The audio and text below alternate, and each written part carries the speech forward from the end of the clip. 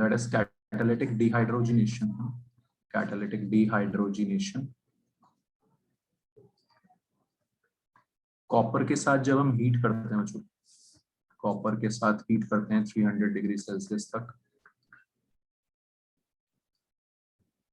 तो 1 degree alcohol से aldehyde बनता है। 1 डिग्री अल्कोहल से क्या बनता है? एल्डिहाइड।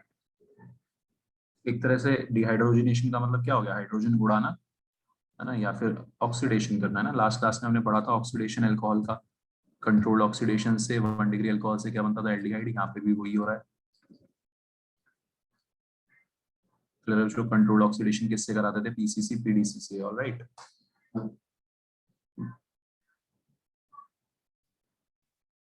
2 डिग्री अल्कोहल पे जो हम सेम रिएक्शन करते हैं, कॉपर के साथ हीट करते हैं 300 डिग्री सेल्सियस तक, ठीक है। तो ऊपर वाली रिएक्शन में भी आप देखो एच एच उड़ा रहे हैं, डिहाइड्रोजनेशन हो रहा है, एच एच उड़ा रहे हैं, CHO बन गया, CHO बन गया। समझ में आ रहा है सबको? कैटालिटिक डिहाइड्रोजनेशन मतलब हाइड्रोजन उड़ा रहे हैं, H2। यहाँ पे भी ये एच एच उड़ा देंगे, CH3CO। इस बार कीटोन बन गया, 2 डिग्री से क्या बन जाएगा? Ketone. Simple. This is called catalytic dehydrogenation.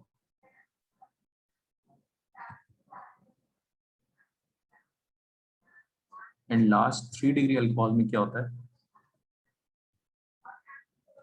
3 degree alcohol में उधर H है ही नहीं उड़ाने के लिए, यहाँ पे H2 निकल जाता है, डिहाइड्रेशन हो जाता है, थोड़ा डिफरेंट हो जाता है। 3 डिग्री अल्कोहल में एलिमिनेशन हो जाता है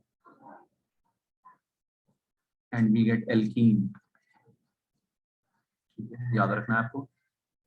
कॉपर के साथ हीट करने पे इंपॉर्टेंट रिएक्शन है, क्योंकि हम इससे भी आगे हम कंटिन्यू करके आगे हम पता कर सकते हैं कि कौन 1 डिग्री अल्कोहल था, 2 डिग्री अल्कोहल था, 3 डिग्री अल्कोहल था। 1 डिग्री से बन रहा है एल्डिहाइड, 2 डिग्री से कीटोन। आगे आप पढ़ोगे एल्डिहाइड कीटोन चैप्टर में टेस्ट होते हैं जिनसे हम एल्डिहाइड्स कीटोन्स में डिफरेंशिएट कर सकते हैं। तो यहाँ से H2O क्यों गायब होता है? H2 क्यों उड़ा है? यस, क्योंकि H है ही नहीं साइड में, इधर H नहीं है, इस कारण पे। Yes sir. ठीक है अर्नब।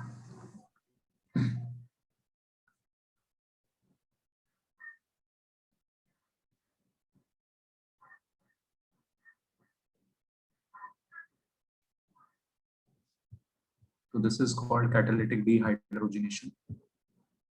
तो इसके साथ बच्चों आपकी अल्कोहल्स की रिएक्शन होगी पूरी, है ना। अल्कोहल्स में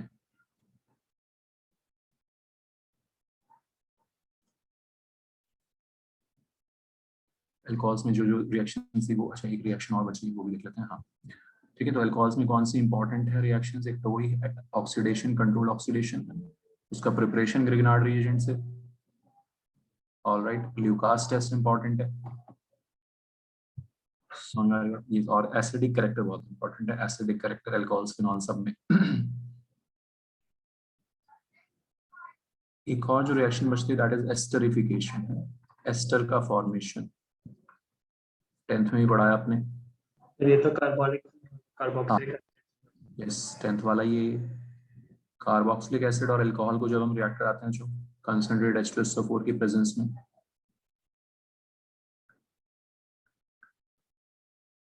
कंडेंसेशन हो जाता है, वाटर निकलता है, दोनों को मिला के फ्रूटी स्मेल आती है ना। आपने 10th में पढ़ा हुआ है कि फ्रूटी स्मेल आ जाती है, एस्टर बन जाता है। समझ आ रहा है? ठीक है, तो कार्बोक्सिलिक एसिड डेरिवेटिव्स में आप पढ़ोगे हमेशा ये यहीं से टूटते हैं, तो इधर से OH और इधर से H जाता है, and what will get an ester, ester का फॉर्मेशन प्लस H2। तो ये आप पढ़ोगे, ये रिवर्सिबल रिएक्शन होता है ना। एस्टर का हाइड्रोलिसिस भी हो सकता है, एस्टर पे वापस से H2 अटैक कर देगा तो ये वापस से RCOH और R-OH, रिवर्सिबल रिएक्शन होती है ये। तो इसको फॉरवर्ड डायरेक्शन में प्रोडक्ट एस्टर बनाने के लिए क्या करते हैं? H2 को डिहाइड्रेट करना पड़ता है, तो कंसंट्रेटेड H2SO4 डालते हैं, इसलिए साथ में हीट कर देते हैं। Concentrated H2SO4 is a dehydrating agent. कैसा एजेंट होता है? Dehydrating agent. समझ में आ रहा है सबको? क्लियर है बच्चों? है ना। अल्कोहल्स में भी हमने कंसंट्रेटेड H2SO4 डाला था तो एल्कीन बन गया था, पानी उड़ा दिया था उसका। यहाँ से भी पानी उड़ा देता है। एस्टर RCOO होता है ना, एंड तीसरा ROR होता है। हाँ ईथर आर होगा, ठीक है, ये अच्छे से याद रख कर लो। RCOOR dash is ester. So this is called esterification reaction.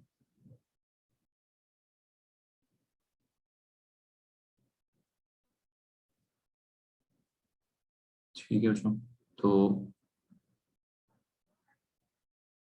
Methanoic acid और इथेनॉल के रिएक्शन से क्या बनेगा? बनाओ प्रोडक्ट।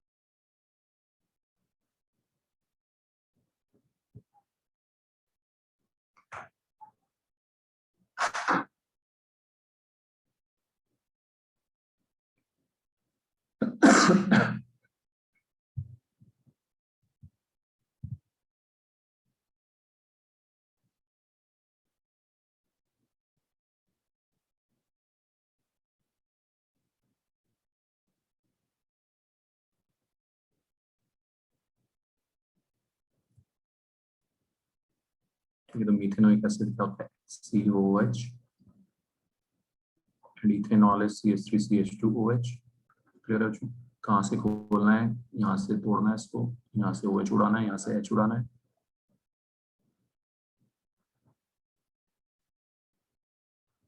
HCOO CH2CH3।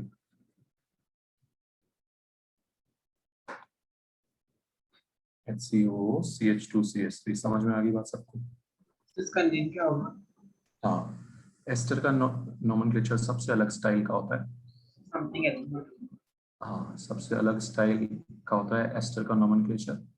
ठीक है बच्चों, तो देखो कैसे करते हैं एस्टर का nomenclature. Nomenclature alkyl alkanoate, alkyl एल्केनोइड।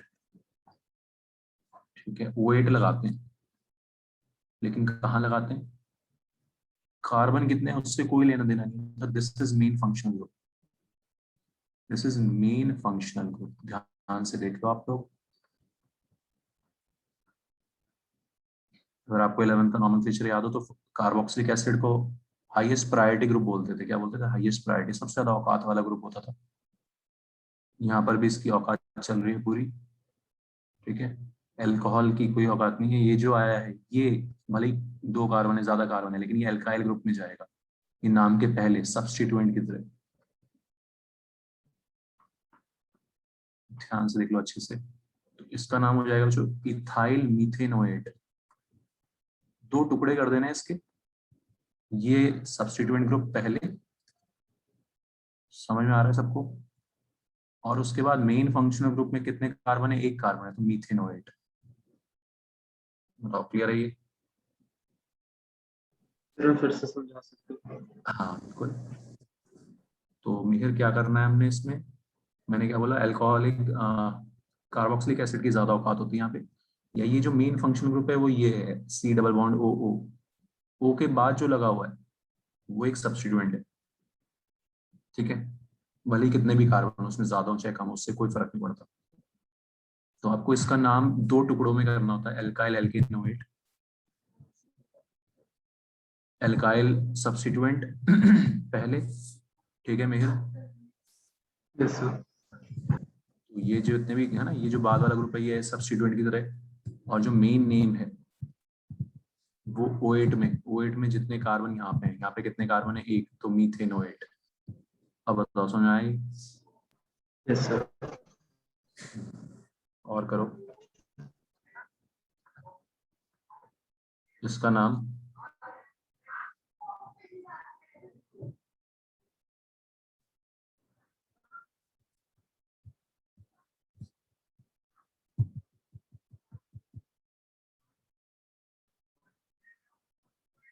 क्या होगा इसका नाम मिहिर?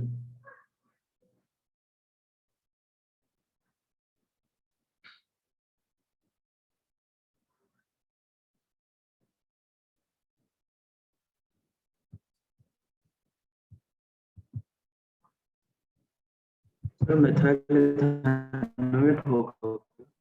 मिथाइल इथेनोएट है ना। इधर कितने कार्बन है? 2। कितने कार्बन है? 2। Methyl ethanoate. क्लियर है मिहिर? Yes sir. हमारा देवांश कोई दिक्कत?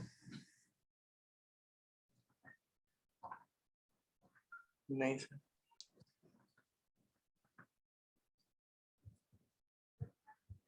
नाम लिखो 2-3 और।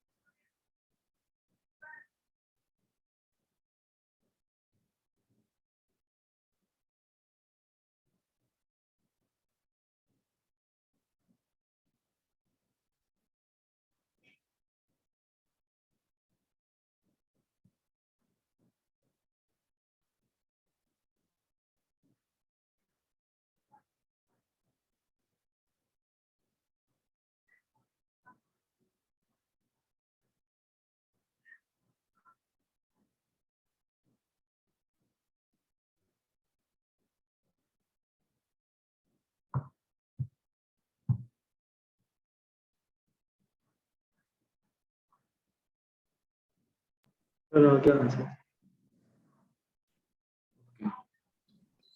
सर पहले वाले का ब्यूटाइल मेथानोएट है।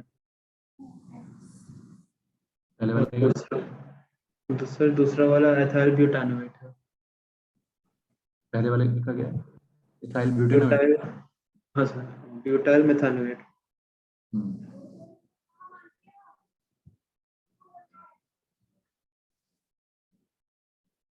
ठीक है।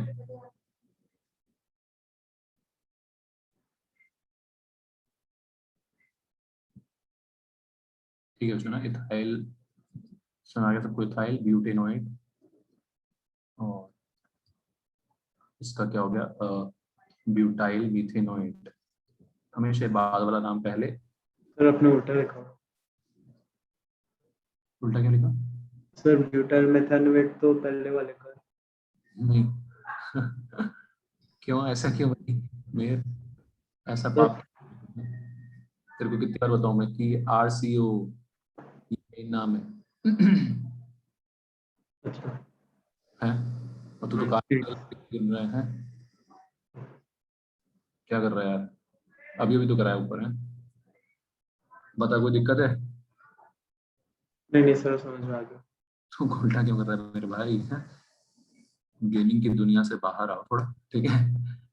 ठीक है, तो ये इथाइल ब्यूटेनोएट, ठीक है, ये O के बाद वाला सब्स्टिट्यूएंट। मेन फंक्शनल ग्रुप ये होगा, ठीक है mayor, this will be the main functional group. C double bond O important है यहाँ पे, ये मेन फंक्शनल ग्रुप होगा। ऐसे ये इंपॉर्टेंट है, C double bond O, butyl methanoate. सबको समझ में आ गई बात? ये अर्नब क्लियर है? ये कोई Yes, sir. डाउट? मैं कंफ्यूज हो रहा था कि उल्टा क्यों होता है। हाँ हाँ, ये उल्टा बोल रहा था। ओके, ठीक है बच्चों, ओके।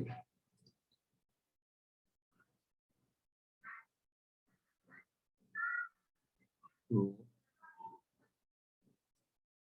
प्रोपेनॉल प्लस, एक बार और बना लो, product esterification is an important reaction. Methanoic acid बनाओ भाई।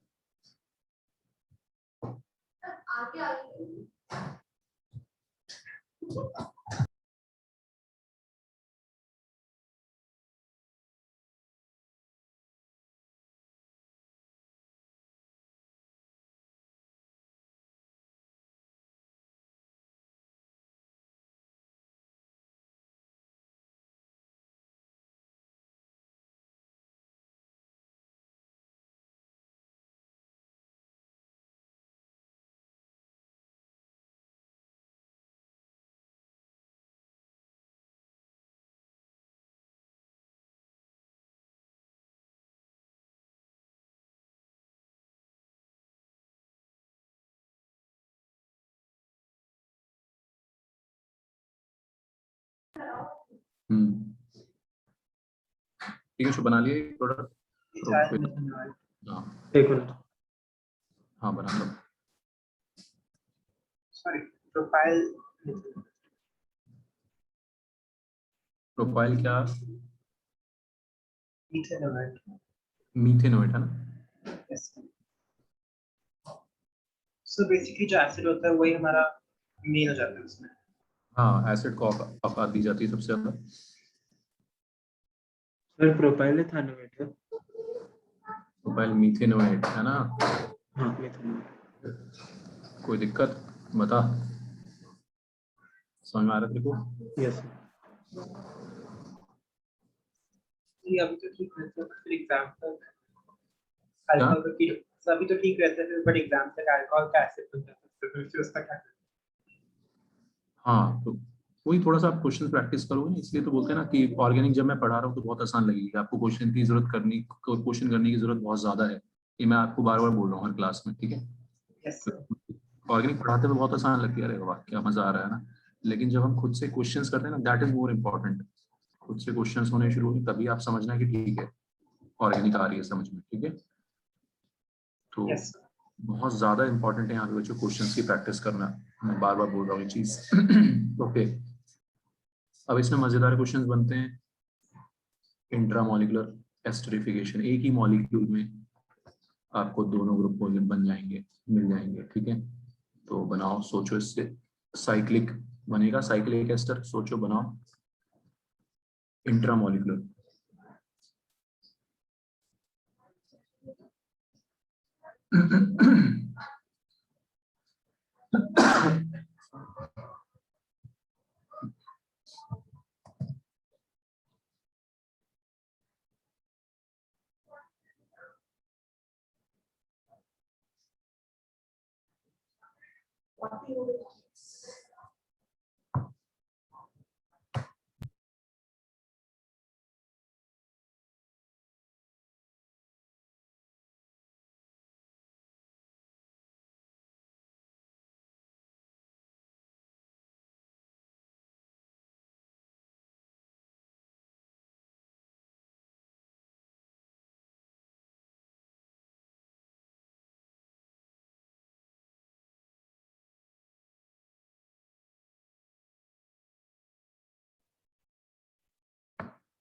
ठीक है, जो इंट्रामोलिकुलर समझ में आएगी होगा आपको, आपस में खिला देंगे इनको, एक से OH उड़ाना है और एक से H, ठीक है?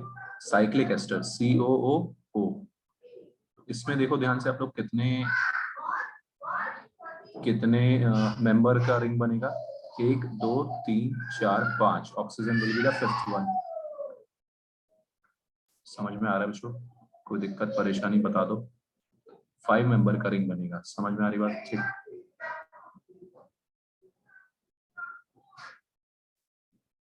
ऐसा एक और क्वेश्चन है, क्या बोल रहे हैं आना? जैसे साइक्लिक टाइप का एक और क्वेश्चन। हाँ हाँ, अभी अभी करेंगे और करेंगे, बहुत सारे करेंगे भी। तो पहले आपको बताया कि कैसे है ना, तो एग्जाम में इस टाइप के न्यूमेरिकल्स भी बनेंगे।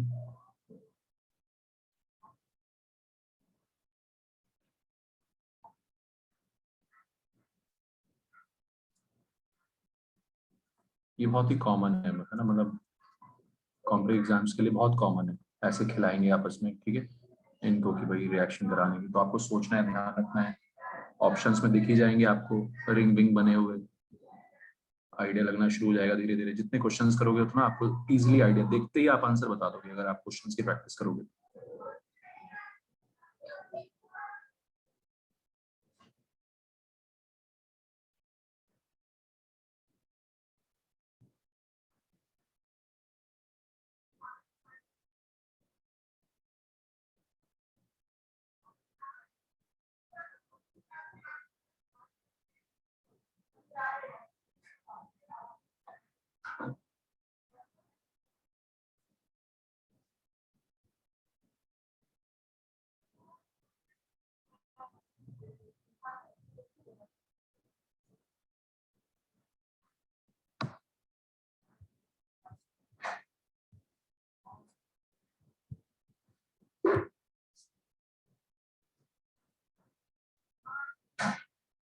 बना दिया भाई, है ना, कोई दिक्कत नहीं है इसमें।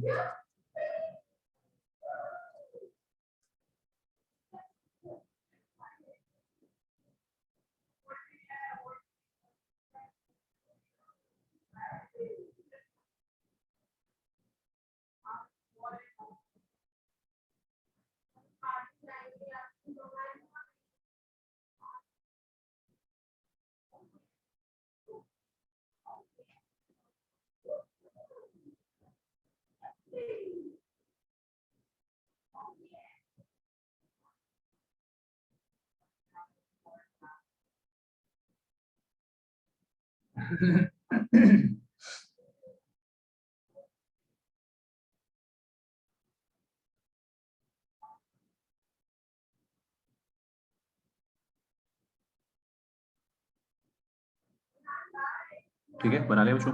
ये भी मेरे ख्याल से 5 मेंबर रिंग बन जाएगी, है ना। कितने कितने मेंबर की रिंग बनेगी, काउंट करना आता है आपको? 1 2 3 4 5, है ना। ये आपकी 5 मेंबर रिंग बनेगी। 5वां मेंबर ऑक्सीजन होगा। समझ में आ गया सबको? मेहर को डाउट? No sir. एक ये देखो लास्ट एग्जांपल सबसे अच्छा, ऑक्सैलिक एसिड और इथाइलिन ग्लाइकॉल। इसमें सोचो क्या हो जाएगा? Oxalic acid and ethylene glycol.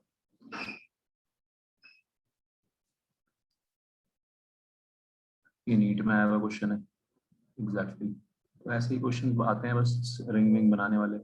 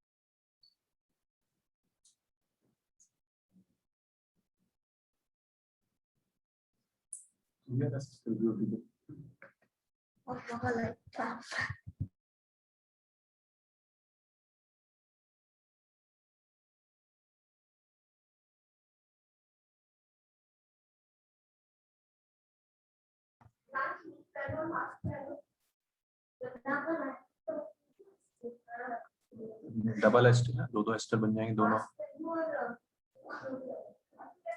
ठीक है, समझ में आ रहा है सबको? कोई दिक्कत ही नहीं है। एक पानी यहाँ से उड़ा दिया, एक यहाँ से उड़ा दिया।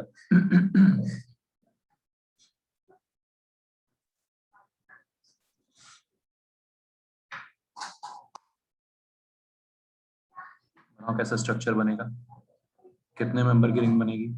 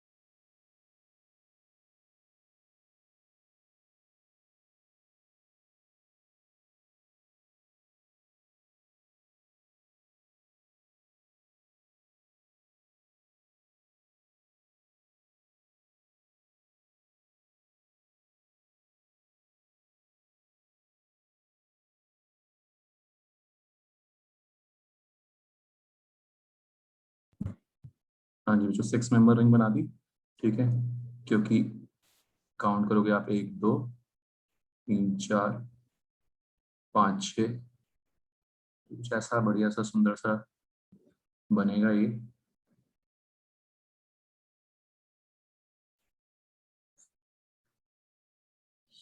समझ में आ गया सबको, ठीक है। 6 नंबर कैसे बनेगी? और कितनी की बनेगी ना तू बता, किसको उड़ाऊं बता, पानी उड़ा। मेरा डब्बा टाइप बना है, आई थिंक सही बन रहा है, देख कर 6 मेंबर की रिंग बनेगी ना, बस ये चेक करना जरूर कितने मेंबर की रिंग बनेगी। तो ये देख, तो ऑक्सीजन को काउंट करते ही हम अल्कोहल वाला ऑक्सीजन काउंट होता ही है, हर बार करते आ रहे हैं उसको काउंट, है ना। इट्स द सेम बना है, मैंने बस एंगल पर अलग सा हाँ हाँ हाँ, वो कोई दिक्कत नहीं है मेरा किसी। एक रेक्टेंगल बना है, और रेक्टेंगल का जो लेंथ है उसके दोनों उसके हाफ पे एक और रख दिया मैंने, और फिर कॉर्नर से मैंने डबल बॉन्ड बना दिया। ठीक है, ठीक है, तो समझ आ गया सबको, esterification reaction, cyclic asters. Okay, moving on, next है ईथर्स हमारा। ईथर्स, अल्कोहल्स पहले ये पढ़ लेते हैं, फिर फिनॉल बाद में पढ़ेंगे। प्रिपरेशन में बहुत इंपॉर्टेंट रिएक्शन आ जाती है, तो Williamson ether synthesis, Williamson ether synthesis.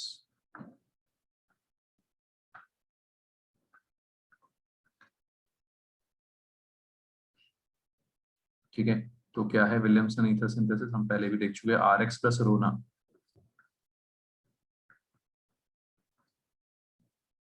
Sodium alkoxide plus alkyl halide, NaCl निकल जाता है इससे, NaCl NaBr NaI जो भी होगा, सोडियम हैलाइड निकल जाएगा और ROR बन जाएगा। क्या बन जाएगा? ROR। This is called Williamson ether synthesis, very important reaction, ठीक है। तो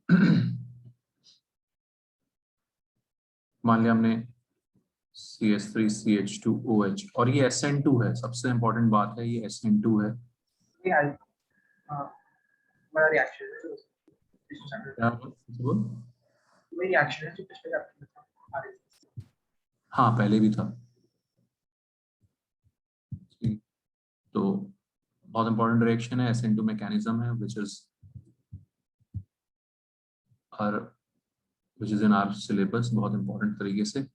तो अल्कोहल को जब हम सोडियम से रिएक्ट कराते हैं तो क्या होता है, एसिडिक नेचर में पढ़ चुके हैं हम, CH3CH2ONA, कोई दिक्कत नहीं है, हाइड्रोजन निकल गई, सोडियम इथॉक्साइड बन गया। क्या बन गया बच्चों? Sodium ethoxide. मैंने एसिडिक करेक्टर में बताया भी था आपको कि ये यूज होगा विलियमसन ईथर सिंथेसिस में। फिर जितने भी कार्बन का ईथर बनाना है, मान लिया CH3Cl से हमने रिएक्ट कराया, तो क्या बन जाएगा? CH3CH2O CH3 और NaCl निकल जाएगा। Understood everyone? इस तरह से ईथर बनाते हैं।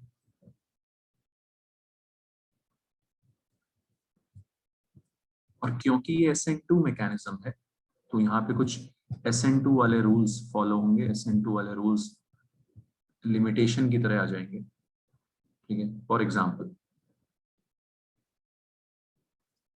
SN2 cannot take place at, किस पे नहीं हो सकता? एराइल हैलाइड पे नहीं हो सकता, आपको पता ही ये चीज, याद है सबको, क्योंकि एराइल हैलाइड पे सब्स्टिट्यूशन बहुत मुश्किल होता है। सबको याद है, भूले तो नहीं, डबल बॉन्ड करेक्टर आ जाता था, रेजोनेटिंग स्ट्रक्चर बना के देखा था हमने। विनाइल हैलाइड, एराइल, विनाइल, इन पे नहीं होता, और 3 डिग्री हैलाइड पे भी नहीं होगा। 3 डिग्री हैलाइड पे सब्स्टिट्यूशन SN2 बहुत मुश्किल से, मतलब होता ही नहीं है, एलिमिनेशन हो जाता है। क्या हो जाता है? Elimination. 3 degree halides undergo elimination. याद है सबको ये सब चीजें?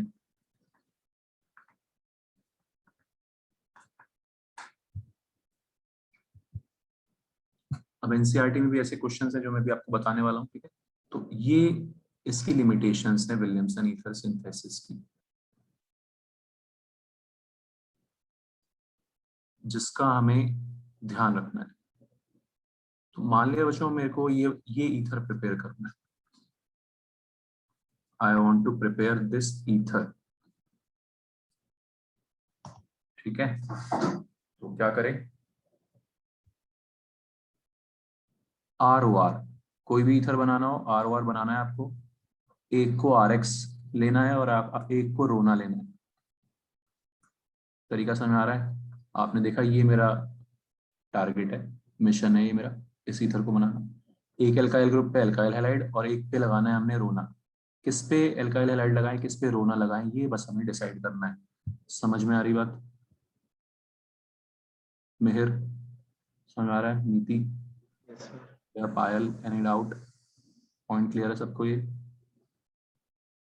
ठीक है, तो हमारे मिशन में हमें क्या अचीव करना है, ठीक है देवांश, ये हमें देखना है। एक RX, एक पे एल्काइल हैलाइड चाहिए हमें। तो ये इधर अगर मुझे बनाना है तो मैं एल्काइल हैलाइड कौन सा लूं, मैं CH3Cl लूंगा, ना कि 3 डिग्री हैलाइड, है ना। दूसरे वाले पे, इस पे हैलाइड नहीं लगाऊंगा मैं, क्योंकि 3 डिग्री हैलाइड्स एलिमिनेशन दे देते हैं, सब्स्टिट्यूशन देते नहीं, SN2 नहीं देते। समझ में आ रही मेरी बात सबको? ठीक। तो आप क्या Yes. करोगे, हाँ, तो आप क्या करोगे, इस पे Cl लेंगे, अंडरस्टूड एवरीवन, और दूसरे वाले पे रोना लेंगे, तब जाके ये बन पाएगा। अर्णव समझ में आ गई बात? Yes, sir. But first वाले पे क्यों नहीं ले सकते? वही बता रहा हूँ, फर्स्ट वाले पे अगर हम ले लेते हैलाइड, तो 3 डिग्री हैलाइड सब्स्टिट्यूशन देगा ही नहीं, वो एलिमिनेशन दे देगा। क्या दे देगा? एलिमिनेशन। उसमें मेजर प्रोडक्ट एल्कीन बन जाएगा। 3 डिग्री हैलाइड, ऊपर जो रूल्स लिखे हुए हैं, है ना, याद Yes, sir. रखे हैं, यूज करना है इनको। एराइल, विनाइल और 3 degree halides do not undergo SN2, ठीक है। 3 degree halide will not undergo SN2, ये एलिमिनेशन दे देगा, it will give elimination reaction. भाई भीड़ भाड़ इतनी, अटैक कहाँ से होगा, एलिमिनेशन देने में आगे रहते हैं ये लोग, एलिमिनेशन देना प्रेफर करते हैं ये लोग, तो एल्कीन बना देंगे। मेजर प्रोडक्ट यहाँ पे एल्कीन बनेगा, ना कि ऊपर वाले की तरह मेजर प्रोडक्ट सब्स्टिट्यूशन वाला। समझ में आ रहा है सबको? कोई दिक्कत परेशानी?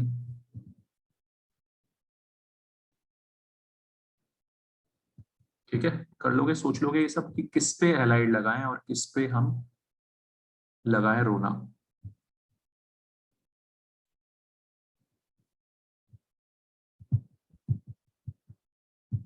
बताओ बच्चों, कोई दिक्कत? ठीक है, तो ऐसे इस तरह से ही पूछ सकते हैं कि कौन कौन से अल्कोहल से हम स्टार्ट करें। तो मैं इसकी शुरुआत करूंगा CH3OH से। देखो पूरा प्रोसेस देखो, CH3OH से CH3Cl बनाने के लिए SOCl2 भी कर सकते हैं। क्या कर सकते हैं? SOCl2। याद रखो सारी चीजें, SOCl2, OH की जगह Cl, याद है सबको? बेस्ट मेथड, हाँ, भूला तो नहीं कोई? ठीक। कंसंट्रेट HCl से भी आ जाएगा, concentrate HCl anhydrous ZnCl2, but SOCl2 is obviously बढ़िया मेथड। दूसरे वाले अल्कोहल पे एक को अल्काइल क्लोराइड बनाना है, एक को रोना बनाना है। रोना बनाना बहुत आसान है, रोना बनाने के लिए हमने सोडियम से रिएक्ट करा दिया, खत्म, बन गया रोना, खत्म। फिर इन दोनों को रिएक्ट करा दिया, इन दोनों से बन गया हमारा। संगारी बच्चों, बात बच्चों सबको? ठीक है, ये सब हमने पापड़ बेलने होंगे ये ईथर बनाने के लिए। Yes, sir.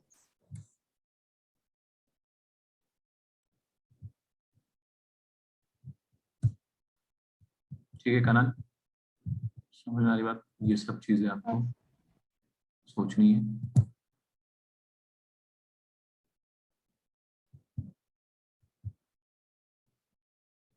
पायल का नेट उड़ गया, ठीक है।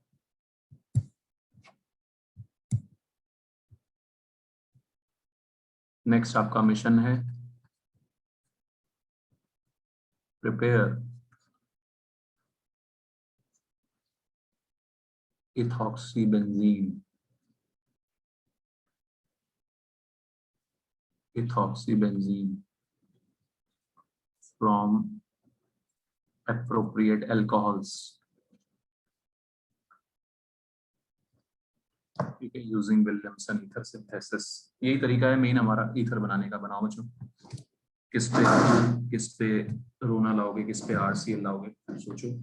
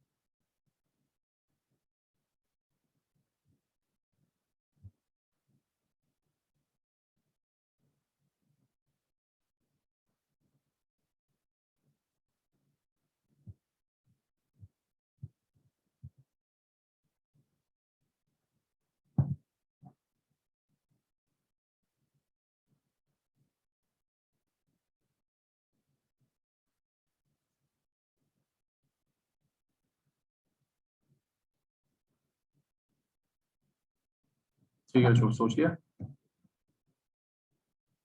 हेलोजन किस पे लेके आएंगे?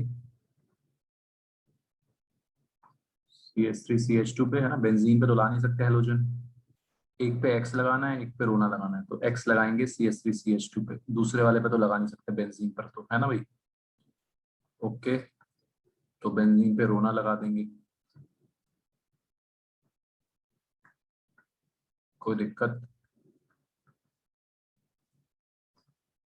मेहर समझ आ रहा है? Yes, sir.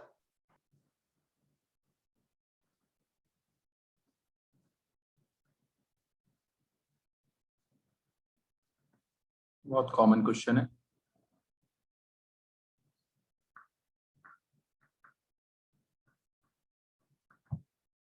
क्लियर है, समझ आ गया सबको? ओके, किस पे RX, किस पे रोना, ये छोटी सी चीज डिसाइड करनी है। फिर ऐसे ईथर्स हम बना ही नहीं सकते इस मेथड से। कैसे? ऐसे दोनों तरफ बेंजीन लेंगे, किसी पे भी RX नहीं लगा सकते हम। ठीक है, तो ये ईथर इस मेथड से बन ही नहीं पाएगा। समझ में आ रही बात सबको? क्योंकि दोनों तरफ X नहीं आ सकता, एक साइड तो भाई X लगाना ही पड़ेगा, है ना। तो ऊपर तो हमने दूसरी साइड X लगा के काम चला लिया था, इसमें एक भी साइड X नहीं लग सकता, हेलोजन नहीं लग सकता। Understood everyone? अर्नब, क्लियर है ये पॉइंट? Yes, sir. ऐसे ईथर्स जिसमें दोनों तरफ बेंजीन हो या दोनों तरफ विनाइल ग्रुप हो, बेंजीन और विनाइल हो, ऐसे इस मेथड से हम नहीं बना सकते। या एक तरफ बेंजीन और एक तरफ 3 डिग्री हो, such ethers cannot be prepared by Williamson ether synthesis.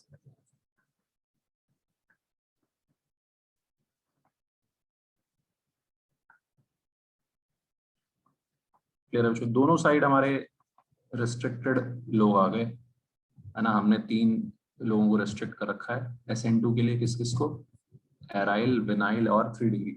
और दोनों तरफ अगर ये लोग होंगे तो फिर हम ऐसा ईथर बना ही नहीं सकते विलियमसन ईथर सिंथेसिस से। बताओ समझ में आ गया ना सबको? आसान सी चीज है ये, इंपॉर्टेंट है, लॉजिकल है। ऐसे ईथर्स हम नहीं बना सकते विलियमसन ईथर सिंथेसिस से। ओके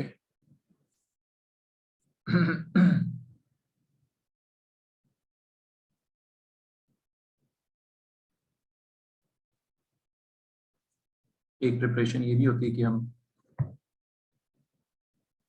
अल्कोहल को कंसंट्रेटेड H2SO4 के साथ 140 डिग्री सेल्सियस ना स्पेसिफिक टेम्परेचर दिया हुआ है एनसीईआरटी में, जब इतने टेम्परेचर पे हीट करते हैं तो एल्कीन ना बन के ईथर बन जाता है ना। एल्कीन कब बनता था? जब पानी उड़ाते थे। इसमें भी पानी उड़ा रहे हैं लेकिन 2 मॉलिक्यूल्स से पानी उड़ा रहे हैं, 2 मॉलिक्यूल्स मिला के पानी उड़ा रहे हैं, एक से H और एक से OH। इंटरमॉलिक्यूलर डिहाइड्रेशन क्या हो रहा है? Intermolecular dehydration very less important reaction, क्योंकि कंफ्यूजिंग है। कंफ्यूजिंग चीज नहीं पूछते। कंफ्यूजिंग क्यों है? क्योंकि इसी अल्कोहल को जब हम कंसंट्रेटेड H2SO4 डालते हैं तो हमने क्या पढ़ा है बच्चों? एल्कीन का फॉर्मेशन। तो ऑर्गेनिक में ये थोड़े से पंगे होते हैं कि एक से ज्यादा प्रोडक्ट बन सकते हैं। 140 डिग्री सेल्सियस पे ईथर वाला मेजर प्रोडक्ट बन जाता है, ऐसा एनसीईआरटी में लिखा हुआ है, ध्यान रख लेंगे बस।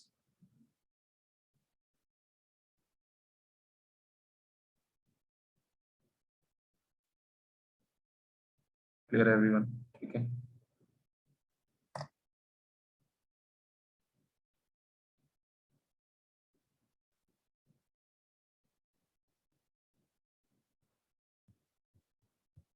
तो कम ही मेथड्स हैं इसके प्रिपरेशन के। एक सबसे इंपॉर्टेंट आपने विलियमसन पढ़ लिया। एक और बस ये ध्यान रखना है आपको, लास्ट ये है, एल्काइल हैलाइड को फिर से ड्राई Ag2O के साथ, ड्राई Ag2O के साथ जब हम मीट करते हैं, ड्राई Ag2O से क्या होता है बच्चों?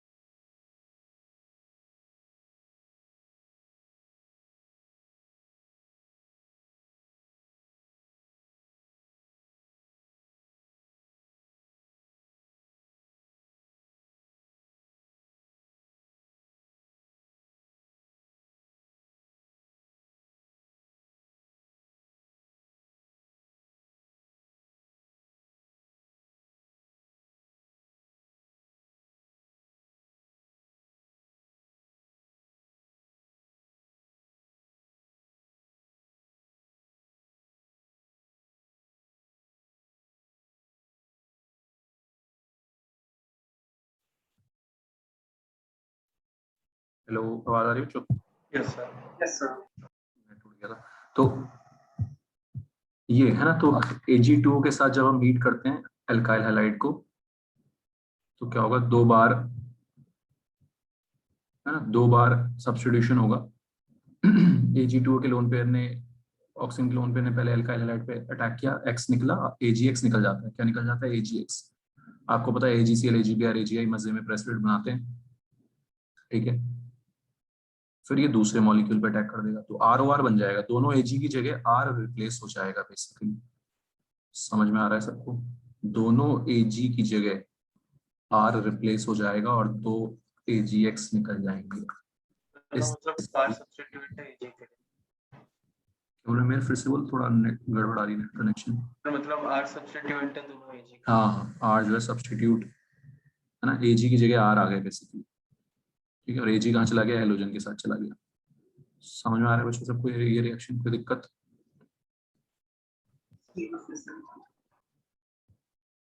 क्या? फिर से बोलो। फिर से बता दो। अच्छा, फिर से, हाँ। ब्रेक हो गया पीछे। अच्छा, तो ये Ag2O का लोन पेयर, ऑक्सीजन का लोन पेयर करना RX पे एल्काइल हैलाइड पे अटैक, न्यूक्लियोफिलिक सब्स्टिट्यूशन, फिर से SN2, एल्काइल हेलोजन निकल जाएगा। वो हेलोजन Ag के साथ, है ना, AgCl, AgBr, AgI आराम से मजे में निकलते ही हैं, प्रेसिपिटेट बनाते हैं। इस तरह से दोनों Ag जो है रिप्लेस हो जाएंगे बाय एल्काइल ग्रुप, और दोनों Ag X के साथ निकल जाएंगे। समझ में आ गई बात? Yes sir. ओके, ये चीज ध्यान रखनी है।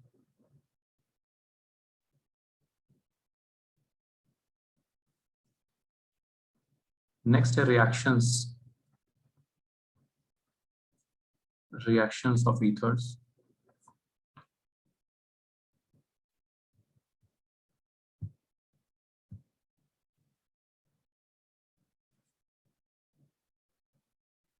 तो एक सबसे इंपॉर्टेंट रिएक्शन जो है यहाँ पे, वेरी इंपॉर्टेंट, बहुत क्वेश्चन इस पे मिलेंगे आपको हर जगह, स्कूल में भी, बोर्ड में भी, और कॉम्पिटिटिव एग्जाम्स में भी, वो है HI के साथ रिएक्शन, ठीक है।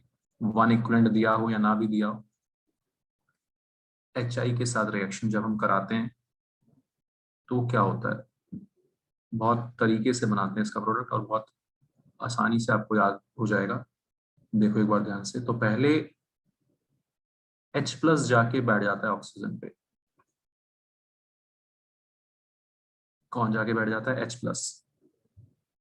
समझ में आ रही है बात? ठीक है, H+ जाके बैठ गया लोन पेयर के ऊपर। अब ध्यान से सुनना, अब 2 पॉसिबिलिटीज हैं, या तो SN1 या SN2। SN1 सिर्फ कब होगा? जब स्टेबल कार्बोकेटाइन बन सकता है। In case of stable carbocation, in case of stable carbocation, जिधर से कार्बोकेटाइन बन सकता होगा वो बन जाएगा, और दूसरी साइड से अल्कोहल टूट जाएगा, ठीक है। SN1 only in case of 3 degree, benzylic और एलाइलिक। इन 3 कार्बोकेटाइन के केस में ऐसा होगा, वरना ऐसा नहीं होगा। समझ में आ रहा है बच्चों? अगर ये 3 ग्रुप में से कोई होगा तो ऐसा होगा।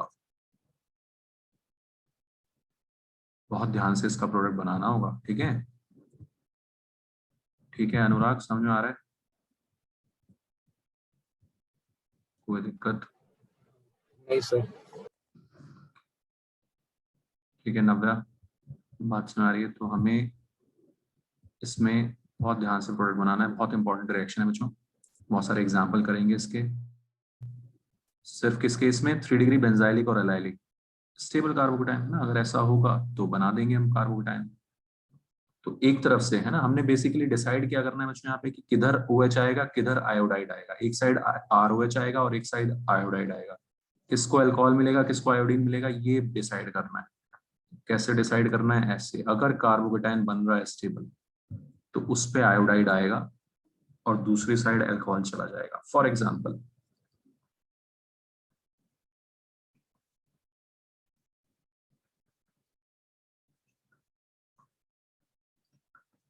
ठीक है, करो प्रोडक्ट बनाओ इससे।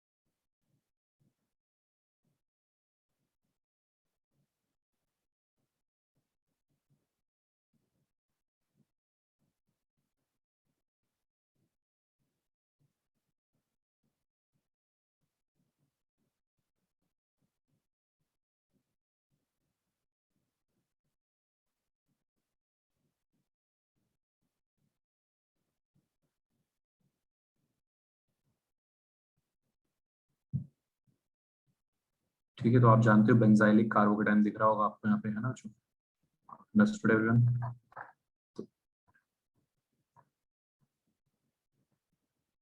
ठीक है, तो ये ऐसे टूट जाएगा कि बेंजाइलिक कार्बोकेटाइन बन जाए।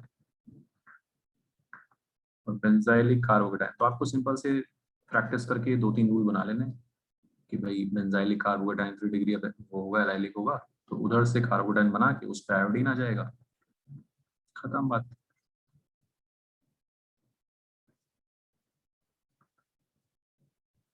थ्री डिग्री बेंजाइलिक और एलाइलिक इस केस में। ठीक है, चलो एक आज यही करते हैं, उसके बाद नेक्स्ट क्लास में इसका सेकंड केस देखेंगे।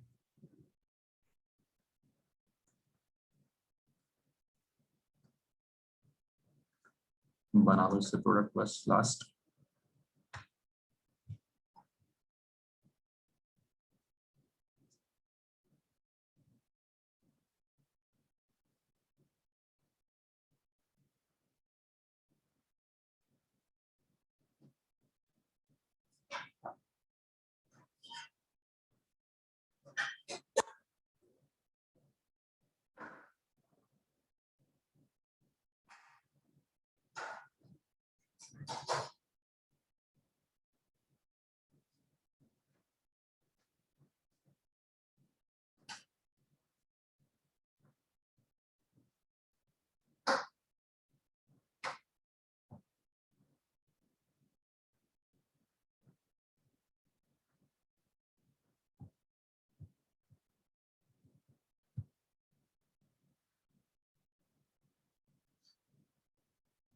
ठीक है बच्चों, समझ आ गए? 3 डिग्री दिख रहा है आपको? तो बस फिर सीधे हम समझ ही गए कि भाई जिधर 3 डिग्री कार्बोकेटाइन बनेगा उधर आई आ जाएगा, है ना भाई? तो ये टर्शरी ब्यूटाइल आयोडाइड, क्या है? Tert butyl iodide. इस ग्रुप का नाम मैंने बताया था आपको, टर्शरी ब्यूटाइल बोलते हैं, तो common name tert butyl iodide हो गया और इथेनॉल बन गया। Understood everyone? ठीक है, नेक्स्ट क्लास में देखेंगे इसका दूसरा पार्ट, SN2 में क्या करना है, और उस पे बहुत सारे क्वेश्चंस। ठीक है बच्चों, ओके चलो कल कंटिन्यू करते हैं इसको। Okay bye. Thank you sir. Thank you, sir.